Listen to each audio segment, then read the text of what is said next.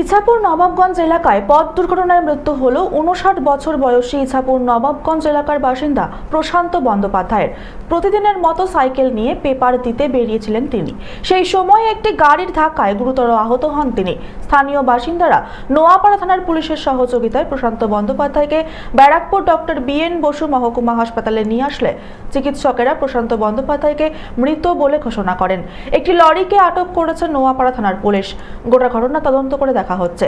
এই ঘটনা নিয়ে বলতে গিয়ে স্থানীয় বাসিন্দা সঞ্জীব দাস ও সুশীল মণ্ডল সংবাদ মাধ্যমের মুখোমুখি হয়ে কি বললেন শুনুন। আমরা তো যখন দুর্ঘটনাটা ঘটে তখন আমি যেমন আমাদের আরো কয়েকজন বন্ধু বান্ধব এলাকার কয়েকজন তারা ছিলেন না, এবং আমরা এই যে আমাদের এই যে চায়ের দোকানে দাঁড়িয়ে আমি ডিউটিটা দিচ্ছি, সেই চায়ের দোকানে সুশীলদা ছিলেন। এবং আমাদের শোনা কথা যেটা, যে এই চায়ের দোকানে উনি প্রত্যেক দিনই উনি দৈনিক সংবাদপত্র বিলি করতেন, তো লোকের বাড়ি বাড়ি ওনার দোকানেও দিতেন, এবং এখান থেকে এক কাপ চা খেয়ে তারপরে আবার বাদবাকি পেপারটা দিতে যেতেন। তাই প্রতিদিনকার মতোই আজকে সেরকমই উনি এসছেন, এসে চা খেয়েছেন, খেয়ে সবে বেরোতে গেছেন।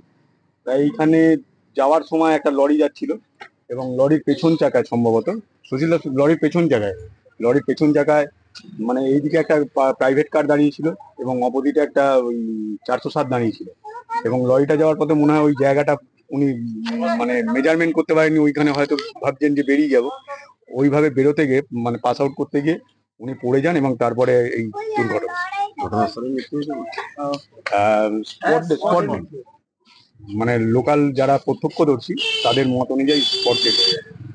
তারপরে আমাদের প্রশাসনিকভাবে নোয়াপাড়া থানা বডি রিকভারি করে, এবং রিকভারি করার পরে তারপরে আমাদের মিউনিসিপালিটি কনজারভেন্সি লেবাররা তৎক্ষণাৎ, কারণ যেহেতু স্কুলের বাচ্চা টাচ্চা যাচ্ছিল, ওই একটা ভয়াবহ দৃশ্য ছিল, রক্ত পড়েছিল সেগুলো তারা পরিষ্কার করে রাস্তাটাকে পরিষ্কার করে যায়।